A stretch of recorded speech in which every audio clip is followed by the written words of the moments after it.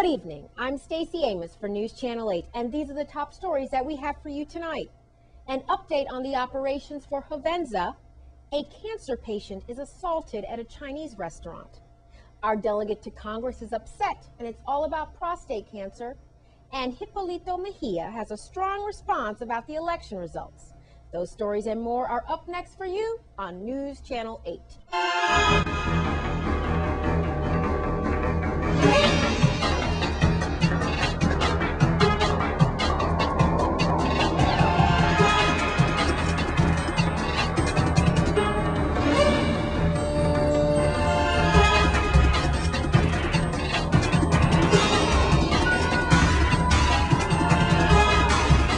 In our top story tonight, the Chief Operating Officer for Hovensa gave an overview of the shutdown operations of the refinery at a press conference last night at DV Resort.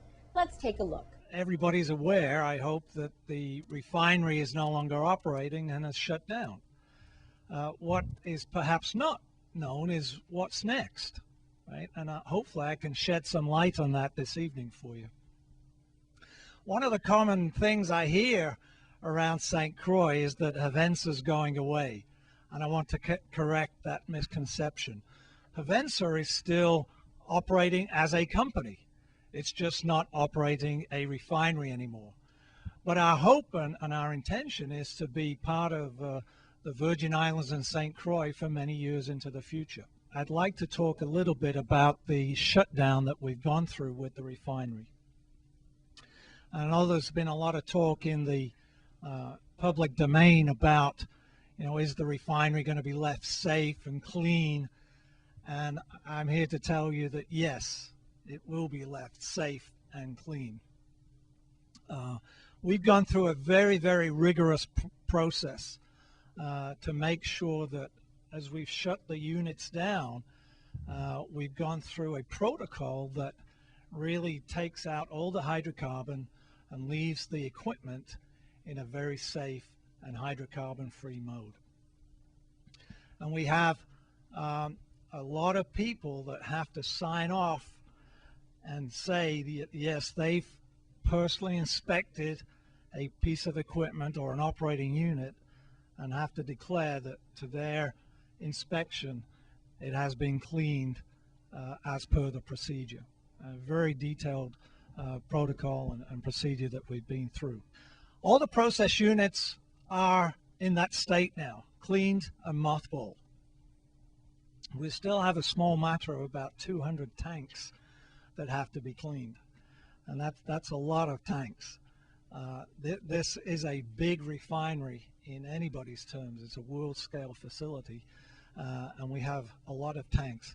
And we expect that to take maybe 18 months to 2 years from now to get all those tanks cleaned. We have, as I say, crews that we've retained that are working on those two aspects of the business going forward, cleaning the tanks and cleaning the lines.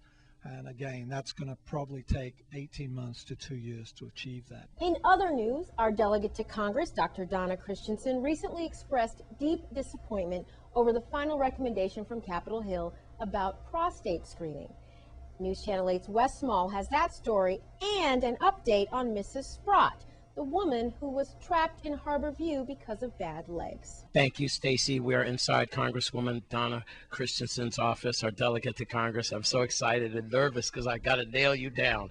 Oh, you're all over the place. You know you're not nervous around me, Wes. Well, we've done this many times, and sometimes it's life-saving because you're still a doctor and a general practitioner, and thank God we have you on Capitol Hill, but also home locally. We're talking about prostate cancer screening, and it's very important to us men out there, especially as we get my age in our mid-50s. And we care about you, so it's important to the women as well. Thank you, ladies. All right. You're upset about you're disappointed that you're not getting all the support that you need about the recommendations of prostate cancer and how we could be screened. Please help us out. Thank you. Well, we first commented back when the recommendations were first put out for comment, and they were determining that the PSA was not a test to be used in screening. When we know that having had the PSA has really made the diagnosis earlier, and has likely saved lives. Now, they are not recommending PSAs for screening, which could result in insurers, including Medicare. It doesn't have to, but it could result in them not paying for that test, since this United States Preventive Care Task Force is not recommending it. And that's what we're really afraid of, because you know how much work has gone into, especially for African American men who are most at risk from dying from prostate cancer, although they don't necessarily get it that much more, but we're more at risk for dying from prostate cancer. How much work has gone into ensuring that men get prostate screening, both the rectal exam and the PSA. Now, what really should be happening is we should be talking about, okay, how do we decide, and what kind of research needs to be done, what kind of training needs to be done after a person at a certain age has a elevated PSA, and you find that they have a tumor of any given size. How do you treat it? That's what we ought to be talking about, not preventing screening, because preventing the screening, putting barriers in between an individual getting screening for prostate cancer, could cost lives, and that's not what we should be about. So we've been complaining from the first comment period, and now the final recommendation is out. But I'm glad to say that as I listen to doctors who represent the urological associations and who are well-known urologists, that they're not really paying any attention to that. So we've also said at the end, if you notice of my comment, that we are encouraging CMS and any payers not to count this recommendation when they look at reimbursement. We want to make sure that PSAs continue to be done. And, you know, I've had an occasion to talk about the Preventive Care Task Force in the past, and they did the same thing with mammograms. And they have not, at any time that I have seen them, take into consideration that there are special population groups that they ought to give special consideration to. In the case of the mammogram, Jewish women and Black women who tend to get a particular kind of breast cancer early. They did not take that into consideration. They did not take into consideration Black men who, you know, are disproportionately affected by prostate cancer. They make general sweeping recommendations that does not take into account a significant portion of the population, and I fault them for that. And anytime I've had a chance to comment on them, you know, as far as I'm concerned, they are not doing the country a service. Our dear Miss Spratt, you know, she's in Harborview.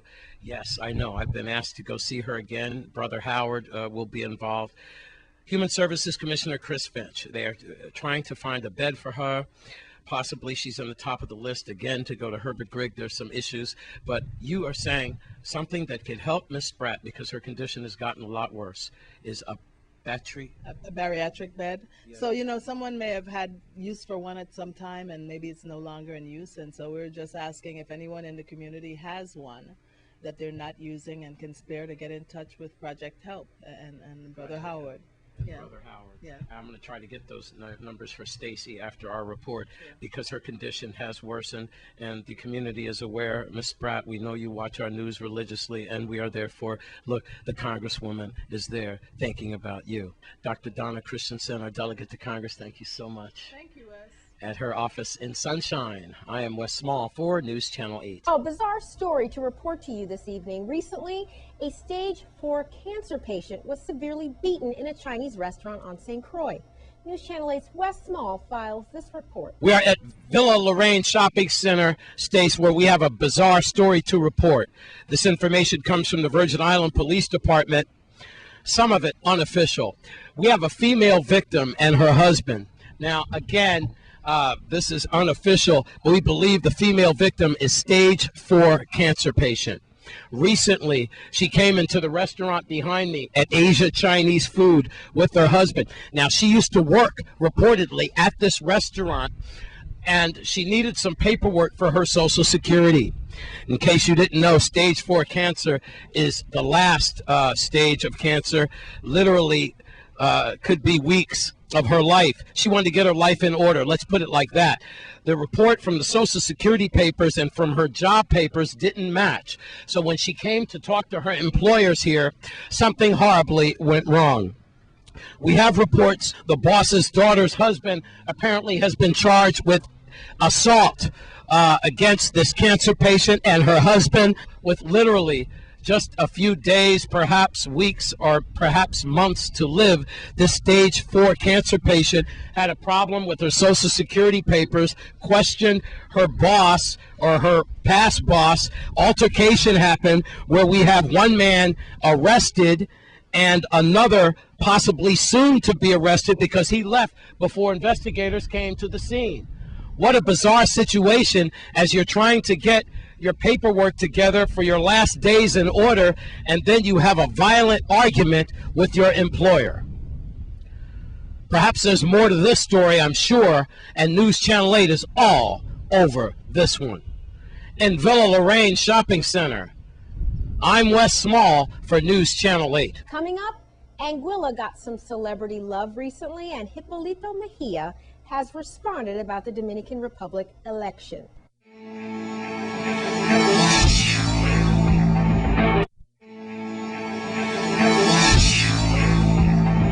Now here's your Caribbean report.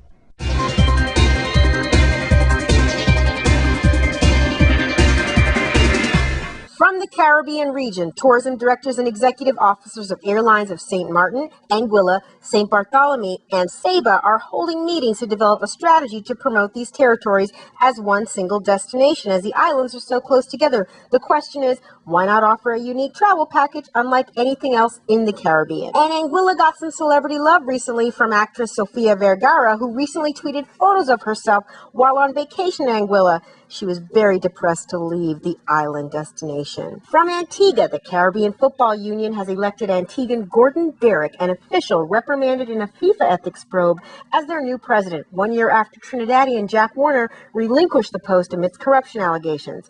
Derrick replaces Haitian acting president Yves Jean Bart, who assumed the role following Warner's suspension for an alleged role in the Cash for Votes case. From the Dominican Republic, Hipólito Mejia, who lost his bid to be re-elected in the Dominican Republic, issued a scathing denunciation on Tuesday of the country's electoral process, but made no mention of any plans to challenge the outcome. He told cheering supporters that the results of Sunday's election did not reflect the will of the people. Quote, "They are the product of manipulation and an abuse of power," he said in a brief speech.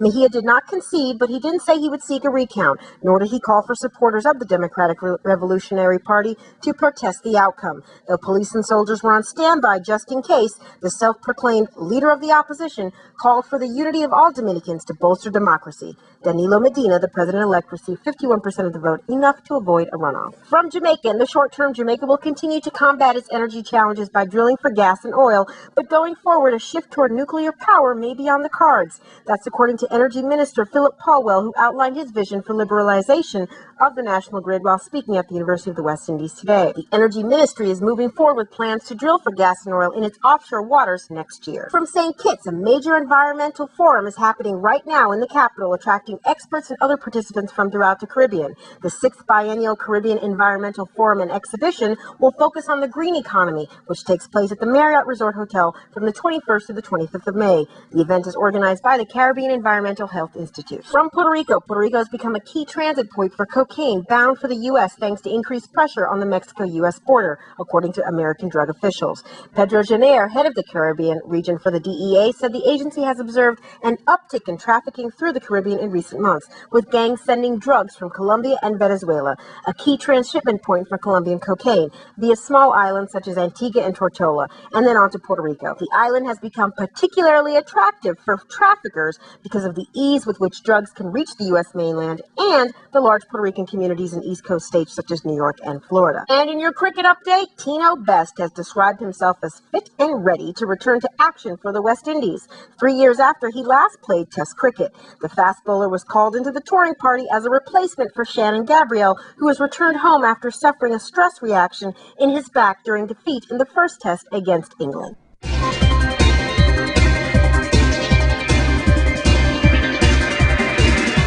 Please be sure to check our Facebook page for all full details on stories in our Caribbean report.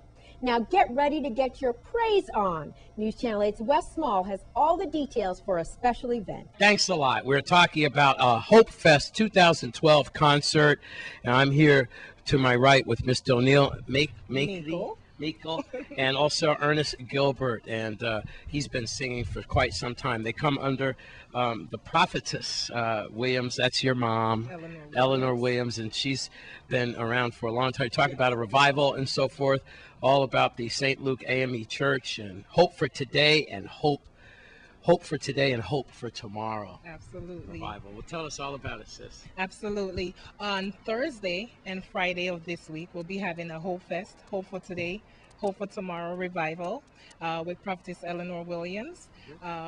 She is, coming after 6 years. So that the last time she had a revival was in 2006 and 2005. But after 6 years, she's coming back to, bless St. Croix and let St. Croix know that God is here. And she has a word and she has a message for the island. And again, it is Thursday, the 24th, Friday, the 25th, revival at St. Luke AME Church, which is 28 Grove Place in Frederickstead. Make sure we get that out and get a phone number out as well for you folks to get more information. It's a free concert. Along with Linda, Nikki Brooks, hey Nikki, Janet Cochran, Shamal Turnbull, Positive Vibrations, the St. Luke AME Singers and Praise Dancers. One of the stars here featuring you, bro, Ernest Gilbert. How long have you been doing that? For a long while, like you said, since I was young, released my first album. Since you were young? Yeah.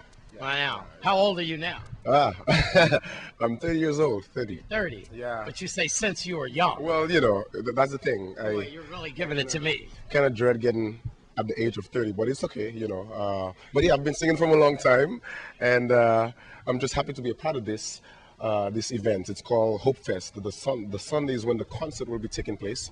The folks in St. Croix know me as Ernest Gilbert. Got a video on Tempo. I worship at Miracle Revival Deliverance Tabernacle and been doing this for a long time. And the roster of artists you see here is going to solidify that this event is something that you need to be at. You know what I mean? You're going to make sure that you want to be there. A lot has been going on in our community, a lot of different situations. We know of it. I don't have to talk about it again. But a lot of us are looking for hope, right? We want something to depend on, somebody to depend on. And this concert is basically letting us know that God is still alive, Doesn't matter what we're going through, God is still around, and there's a reason to hope. Prophetess in the corner has been giving you some cues there. Anything Yes. you'd like to add? Yes, the concert starts at 4 p.m. on Sunday, and the revival Thursday and Friday starts at 6:45 p.m. And of course, the pastor's name is Pastor Walcott. He is the pastor at the St. Luke Church, the St. Luke AME Church. He is the pastor there at 28 Grove Place. So, those of you out there, you're looking for a church home, you want to be blessed, come down there and be blessed by Pastor Walcott. He is a relatively new pastor there, and, come and be blessed by his ministry. Ernest. Yeah. I used to woke me up this morning, started me on my way. I got the joy. My grandmother. Have you get? I just want to let you know I'm no heathen. I know what you mean. I know. Definitely not. As we go then, and I give it back to Stacy in the studio, please leave us. And I'm glad you didn't dwell on what's going on with young black men on the island. We don't have to. We don't have to say it. We show it.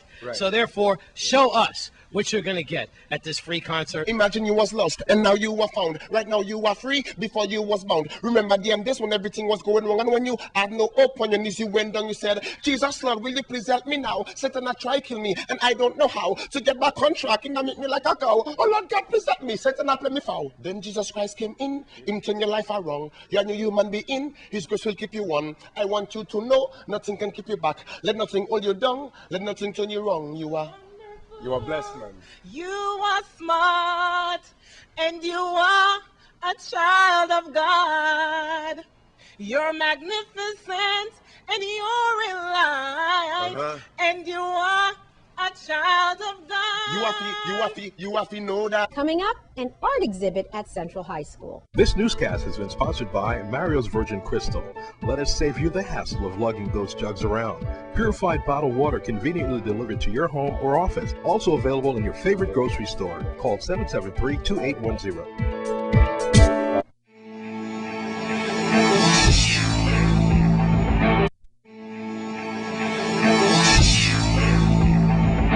We go to Central High School, where recently there was a supportive instructional educational art exhibit for students with severe cognitive disabilities. My name is Nyla Edwards, and I'm a paraeducator at Central High SIE class.